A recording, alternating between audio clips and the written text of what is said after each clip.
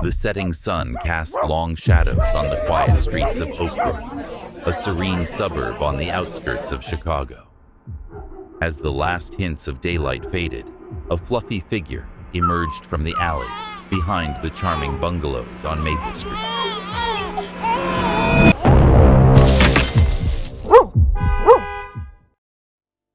Rusty, an elderly mixed-breed golden retriever with a graying muzzle and deep brown eyes, moved slowly along the sidewalk, his worn paws moving with the calm attention of a dog who had lived a long life. Once a beloved pet of the family, Rusty now found himself alone in the world after his elderly owner passed away. He wandered the streets of Oak Brook, a gentle vagabond winning the hearts of many residents. Despite numerous attempts to bring him to a shelter, Rusty always managed to escape capture, preferring the freedom of the outdoors to the confines of a kennel. As Rusty made his usual evening round, he stopped at the corner of Elman and 4th, where Mrs. Abney, a kind-hearted widow, always left a bowl of fresh water and a few kibble on her porch. The old dog happily savored the refreshing water, his tail wagging gratefully in appreciation for such simple kindness. "There you are, you old scamp," called Mrs. Abney from her window. "Be careful tonight, got it?" Rusty looked up, his intelligent eyes seeming to grasp every word.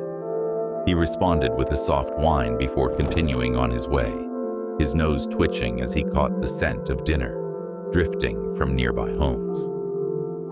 As he approached the Stoke Brook Community Park, a faint sound caught Rusty's attention. His ears perked up, rotating to locate the source of the noise. It was something unlike anything he had ever heard before, a sharp and sad cry that tugged at his canine instincts. Curious yet concerned, Rusty deviated from his usual path, following the sound into the park. The cry grew louder as he approached a row of trash bins near the playground. His nose worked in overdrive as he circled the metal containers, trying to pinpoint the origin of that troubling sound. Finally, he stopped in front of the last bin, standing on his hind legs to peek inside. What Rusty saw made his heart race. Nestled among fast food waste and crumpled newspapers was a small package that was moving. A newborn, no more than a few days old, wrapped in a thin blanket, its face contorted in a grimace of discomfort as it cried softly. For a moment, Rusty remained still, overwhelmed by the weight of his discovery. Then, driven by an instinct as old as time, he knew he had to act. With the gentleness of a mother cat carrying her kittens, Rusty carefully grasped the edge of the blanket with his mouth and lifted the baby from the trash. The newborn's cries quieted slightly as it felt the warmth of Rusty's fur while he held it securely, yet gently. Hi there. If you're enjoying this story, make sure to subscribe to our channel. It's completely free and takes just a second, but it means the world to us. Your support is the reason we can keep bringing you incredible stories every day. Rusty knew he had to find help quickly. The baby was cold, and its cries were growing weaker by the minute. With a sense of urgency he hadn't felt in years, Rusty began to trot out of the park, his mind racing as he thought of where to take this little human who would understand and help. When he reached the street, a flash of memory ignited in his aged brain. The kind face of Margaret, a retired nurse who lived in the blue house on Sycamore Street. Rusty often saw Margaret caring for injured birds and stray cats in her yard. If anyone would know what to do, it would surely be her. With renewed determination, Rusty quickened his pace, mindful not to jostle his fragile load. The streets were mostly empty as night fell, but a few passers-by were astonished at the sight of the old dog carrying what seemed to be a baby. A teenager on a bicycle nearly crashed into a lamppost, doing a double take as Rusty hurried by. As he approached Sycamore Street, Rusty noticed the warm glow of Margaret's porch light in the distance. His legs grew weary from the unusual effort, but he pressed on. The baby's life depended on him. With each step, Rusty's determination grew. Although elderly and homeless in that moment, he was the guardian and protector of the little one. As he neared Margaret's house, he spotted her silhouette through the living room window, settling in for a quiet evening with a book. Rusty climbed the last 3 steps to her porch, his legs shaking with fatigue. He gently laid the baby on the doormat, ensuring the blanket was snug. Summoning the last of his strength, he barked a series of sharp, urgent barks, sounds he hadn't made in years. Through the window, Rusty saw Margaret jump and look up from her book. He barked again, hoping she would hurry to the door. The baby stirred, letting out a faint cry, just as Margaret's footsteps approached. Rusty took a step back, his heart racing. He had done all he could. Now it was up to Margaret to save this precious life. The porch light came on, and the door began to open. As the door slowly opened, Margaret's eyes widened in shock. At first, she only saw Rusty, the stray dog she had admired from afar. But then her gaze fell upon the bundle at her feet, and she exclaimed, "Oh my God." Margaret knelt down, her trembling hands reaching for the blanket, her nursing instincts kicking in immediately. As she uncovered the newborn, a tiny face, blue from the cold, appeared. "Poor thing," she murmured, scooping the baby into her arms and holding it tight. Rusty whined softly, his tail wagging with relief. Margaret looked at the old dog, a mix of admiration and gratitude in her gaze. "Good boy," she said, her voice heavy with emotion. "You saved this baby's life." With the newborn brought inside, Rusty followed, reluctant to leave his charge in the warm light of Margaret's home. Margaret's experienced eye quickly assessed the situation. The baby was dangerously cold, its breathing shallow. "Hang on, little one," Margaret ordered, her mind racing back to her days as a nurse. Though it had been years since she last cared for a newborn, her knowledge came back to her as muscle memory while she worked to warm the baby. For over 30 years, Margaret had been a beacon of hope in the neonatal intensive care unit at Chicago Memorial Hospital, cradling countless premature babies, comforting anxious parents, and celebrating miraculous recoveries. Retirement had left her feeling adrift, her wealth of knowledge and compassion seemingly wasted. As she wrapped the baby in warm towels and gently stroked its tiny limbs, Margaret felt a renewed sense of purpose wash over her. A hand reached for the phone, dialing 911. "Emergency services, what's your situation?" came the calm voice on the other end. "This is Margaret Thorne at 1542 Sycamore Street," she replied, her tone steady despite the adrenaline coursing through her veins. "I have a newborn, probably only a few days old, suffering from hypothermia. I need an ambulance right away." As she relayed the details to the operator, Margaret continued to work on the baby. Slowly, color began to return and its cries grew louder. Rusty sat nearby, never taking his eyes off the newborn, occasionally whimpering softly as if to encourage it. Moments later, sirens wailed in the distance. 2 paramedics, a young woman named Aisha and her seasoned partner named Frank, burst through the door. "Over here," Margaret called, still cradling the baby. As the paramedics approached, they exchanged looks between Margaret, the newborn, and Rusty, trying to understand the scene. "Ma'am, can you tell us what happened?" Aisha asked, kneeling beside Margaret and reaching for her medical bag. Margaret quickly recapped Rusty's remarkable rescue, watching as the paramedics' expressions shifted from professional detachment to astonishment. "I've been doing this for 20 years, Frank said, shaking his head in disbelief. "But I've never seen anything like it. That dog is a hero." As Aisha prepared to transport the newborn, Margaret felt a sudden reluctance to let it go. "I've been a neonatal intensive care nurse for 3 decades, she explained. "Is it possible for me to go with you to the hospital?" The paramedics exchanged glances before nodding.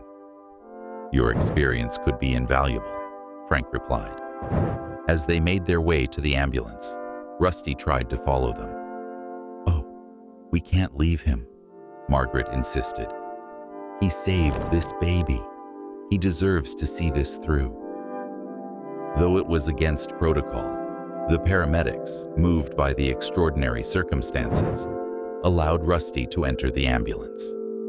As they sped toward Chicago Memorial Hospital, Margaret held the baby close, with Rusty's head resting on her lap.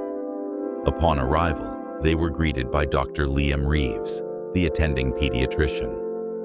His eyebrows rose in astonishment when he saw the unusual group emerging from the ambulance. 2 paramedics, an elderly woman, a dog, and a tiny patient. "Margaret," he exclaimed, recognizing his former colleague. "This baby needs immediate care. Wait until you hear how he got here." As they rushed into the emergency room, Margaret quickly filled Dr. Reeves in on the incredible rescue. The doctor's expression paled as he examined the newborn. "My God," he murmured, "if that dog hadn't found this baby when he did." He paused, no need to finish the grim thought. As the medical team worked to stabilize the newborn, Margaret instinctively fell back into her nursing role, providing insights and assistance that proved invaluable. Dr. Reeves, initially skeptical about having a retired nurse and a stray dog in his emergency room, soon realized he was grateful for Margaret's expertise and for Rusty's calming presence. Hours passed in a whirlwind of activity. By dawn, Dr. Reeves approached Margaret, who was seated in a chair with Rusty at her feet. "Margaret," he said, his voice heavy with concern, "we've stabilized the baby, but there's something else we've discovered. A rare congenital condition that requires specialist care." Margaret's heart sank. After all this baby had endured, now this? She looked at Rusty, whose deep eyes gazed back at her. In that moment, she made a decision. "I'm staying," she declared. "This little one will need all the help it can get.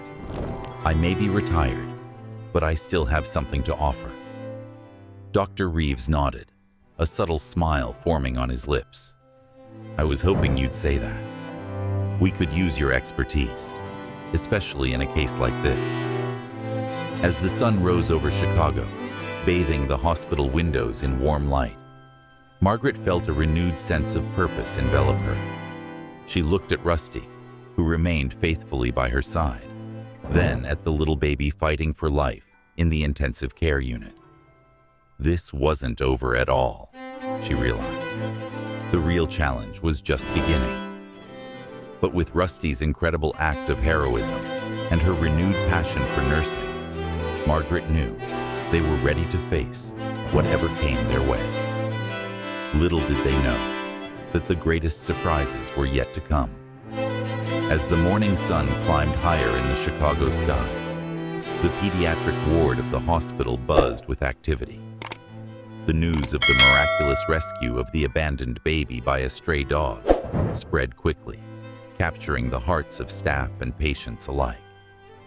At the center of it all were Margaret, Rusty, and the little survivor in the neonatal intensive care unit, now affectionately called Baby Hope. Detective May Chen of the Chicago Police Department was striding decisively down the corridor, her attentive eyes noticing every detail. Assigned to investigate the mystery of Baby Hope's abandonment, she approached the ICU and spotted Margaret dozing in a chair, with Rusty loyally at her feet.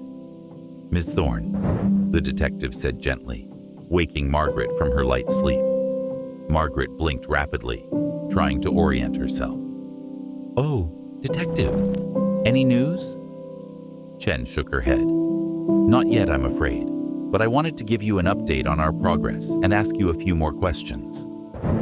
During their conversation, Chen was touched by Margaret's dedication and Rusty's constant presence. It was clear that this extraordinary pair had formed a strong bond with baby Hope. We've issued alerts and are reviewing surveillance footage from the park, Detective Chen explained. But I have to warn you, cases like these are often difficult to solve. Margaret nodded gravely, absent-mindedly stroking Rusty's head.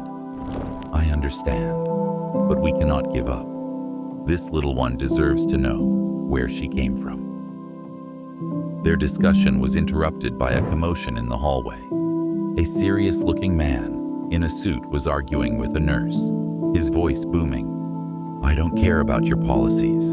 That dog is a stray and a potential health hazard. He has to be taken away and brought to a shelter immediately. Margaret's face drained of color with anger as she rose. Excuse me, detective, she exclaimed, marching toward the confrontation with Rusty behind her. As she drew closer, she recognized the man as Gerald Hawkins, the head of the local animal control department, someone she had discussed with previously while advocating for neighborhood strays. Mr. Hawkins, Margaret interrupted, her voice firm. Rusty is not just a stray. He's a hero who saved a baby's life. He has every right to be here. Hawkins narrowed his eyes. Ms. Thorne, I had a feeling you would be involved. Hero or not, rules are rules. That dog has to come with me. Dr. Reeves, drawn by the commotion, joined them. What's the problem here? He asked. As the situation was explained, Dr. Reeves seemed thoughtful. Mr. Hawkins, I understand your concerns, but Rusty's presence has been incredibly beneficial for baby Hope. He paused as an idea took shape. What if we officially registered Rusty as a therapy dog in training? Margaret's eyes lit up at the thought, but Hawkins remained skeptical. It doesn't work like that. There are procedures, certifications, which we're willing to expedite, Dr. Reeves countered. Given the extraordinary situation, I'm sure we can come to an agreement. In the meantime, I'll take personal responsibility for Rusty's presence here. Hawkins was clearly unhappy, but unable to contest the doctor's authority. Fine, he relented, but I'll be keeping an eye on this situation. With one last glance at Rusty, he left. As the tension eased, Margaret turned to Dr. Reeves with gratitude.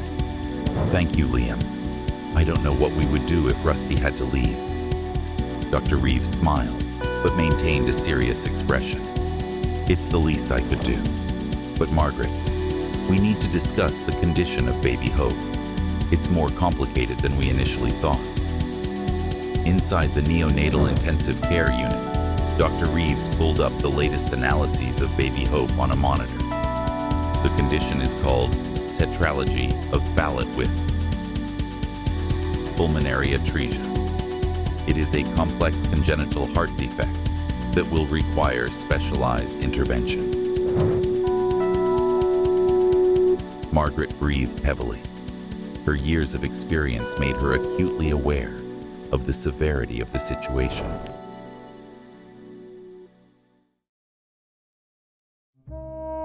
Oh, Liam, what are the odds? Dr. Reeves ran a hand through his hair, a gesture that betrayed his tension. It's risky, especially in such a small newborn, but it's our only option. As they discussed the complexities of the procedure, Margaret noticed a shadow crossed Dr. Reeves's face. Liam, what is it? You're holding something back. The doctor sighed heavily. I've only performed this operation once before during my residency. The baby didn't survive. Since then, I've avoided pediatric cardiology. Margaret stepped closer, squeezing his arm in support.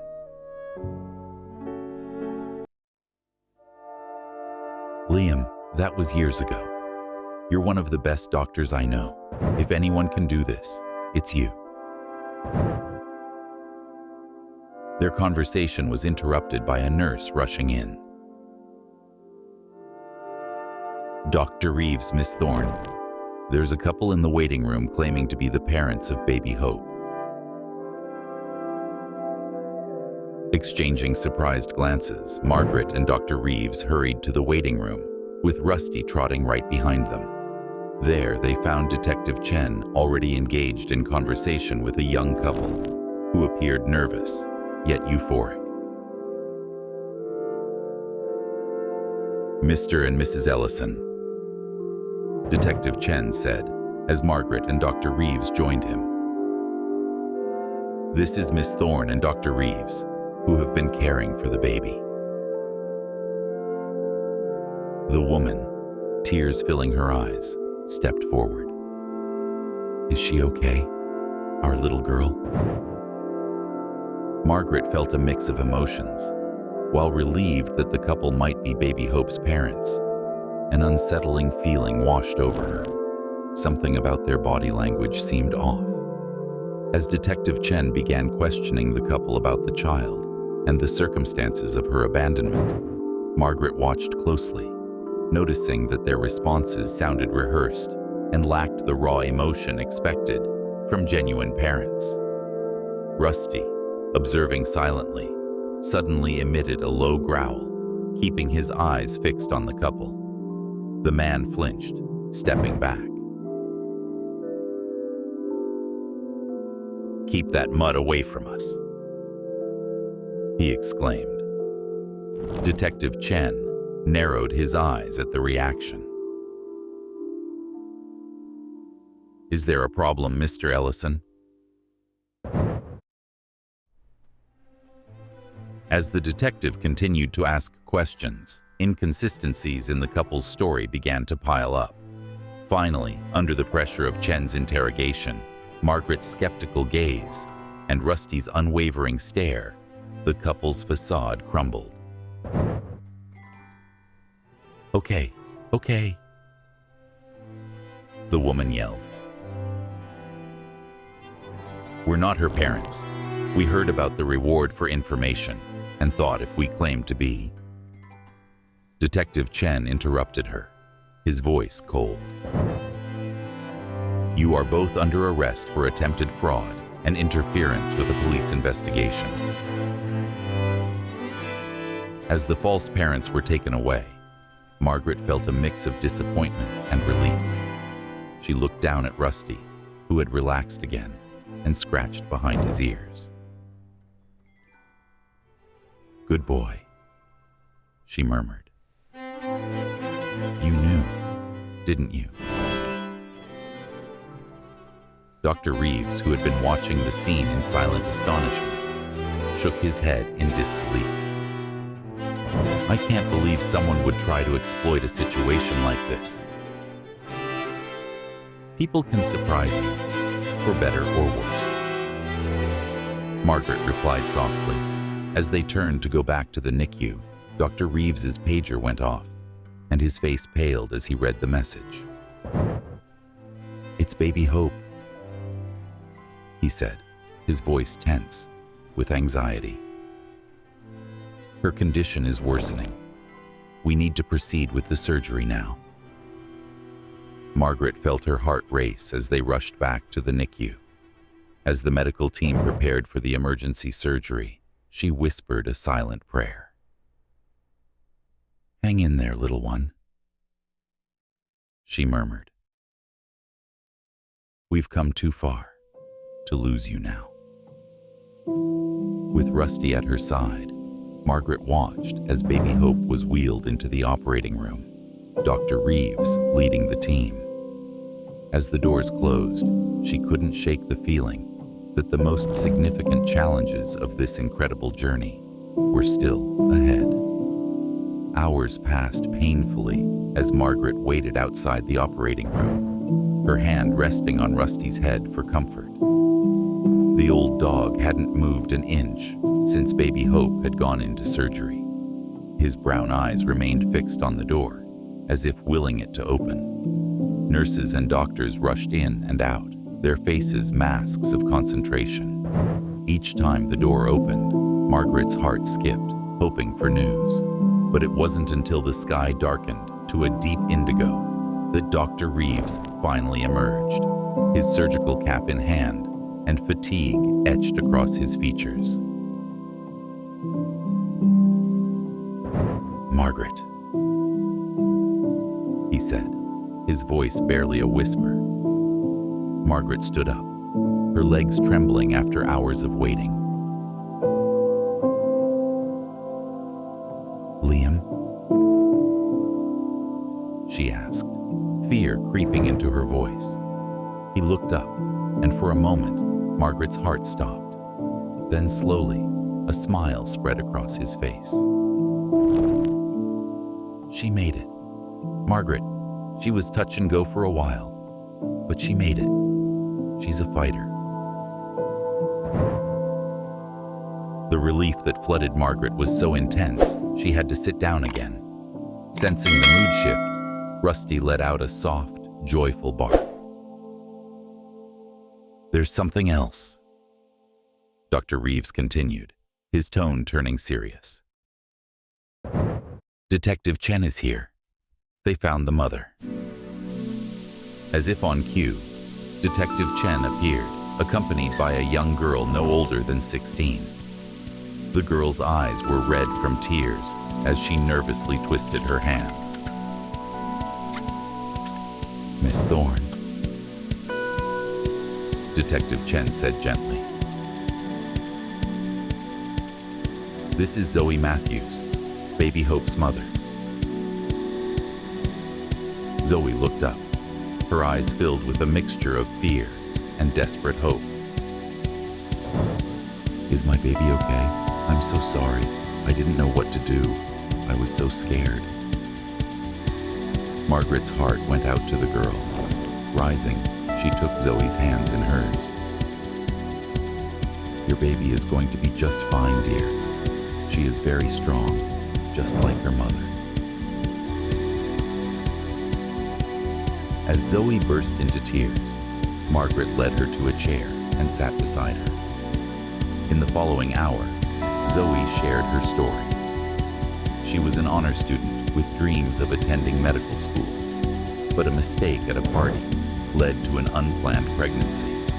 Terrified of disappointing her strict parents and jeopardizing her college aspirations, Zoe hid the pregnancy, giving birth alone in her bedroom. "I had a panic attack," Zoe sobbed. "I wrapped her up and took her to the park, thinking someone would find her quickly. I didn't mean to put her in danger. As soon as I got home, I realized the terrible mistake I had made. I've been trying to find the courage to come forward since then." Detective Chen, who had been listening in silence, interjected. "Zoe came forward this afternoon. Given the circumstances and her cooperation, we're working with the district attorney to ensure she is treated fairly." Dr. Reeves, who had been quiet until that moment, cleared his throat. "Zoe, your daughter has a condition called tetralogy of Fallot with pulmonary atresia. It is a serious heart defect, but we've performed a corrective procedure. She will need ongoing care, but can she live a normal, healthy life?" Zoe whispered, her eyes widening in shock and guilt. "Oh God, if only I had known." "You will be able to see her soon," Dr. Reeves reassured her, his expression softening. "She's in recovery now. I think it would be nice for both of you to be together." As they prepared to visit the baby, Margaret felt a tug on her sleeve. It was Detective Chen. "There's another thing," the detective said, a hint of a smile on his lips.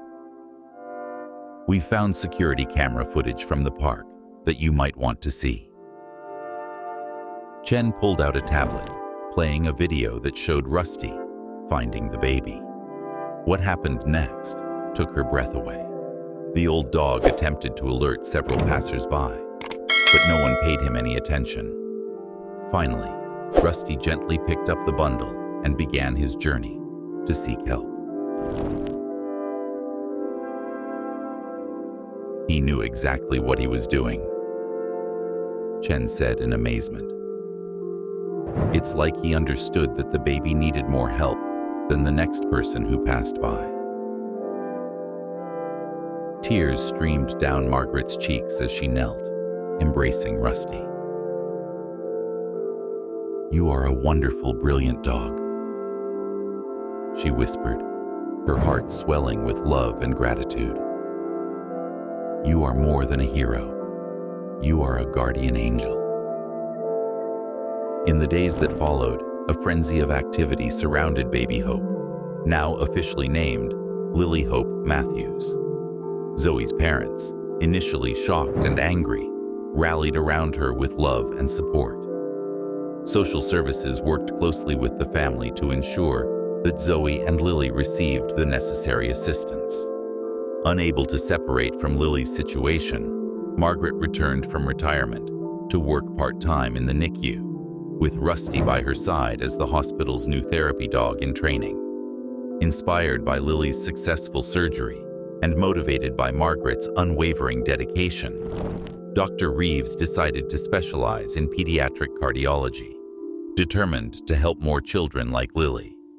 As for Rusty, his act of bravery captured the hearts of the entire town, leading to an outpouring of donations for his care. In the end, Margaret adopted him, giving the old dog the loving home he deserved. On a sunny afternoon, a month after that fateful night, Margaret sat on a bench in Oakbrook Community Park, with Rusty lying at her feet. In her arms, she cradled little Lily, now thriving and cooing happily. Zoe was beside them, her face radiant, as she affectionately tickled her daughter's tiny feet. "I never thought I would be back here," Zoe said softly, taking in the park around them. "But now it feels like the beginning of something wonderful, not the end." Margaret smiled, watching a butterfly briefly land on Rusty's nose, making him sneeze. "Life has a funny way of giving us second chances," she reflected. "Sometimes we just need someone to show us the way." Understanding her words, Rusty lifted his head, his deep brown eyes meeting Margaret's. In that moment, surrounded by the new life that they had all been blessed with, Margaret felt an overwhelming sense of gratitude and purpose. The park, where it all began, stood as a symbol of hope and new beginnings, a reminder that even in our darkest moments, a hand or a paw to help can make all the difference. As Lily leaned down to pet Rusty's fur, Margaret realized that their incredible journey was far from over. In many ways, it had only just begun. If you enjoyed this story, please like, subscribe, and check out our next one on screen now.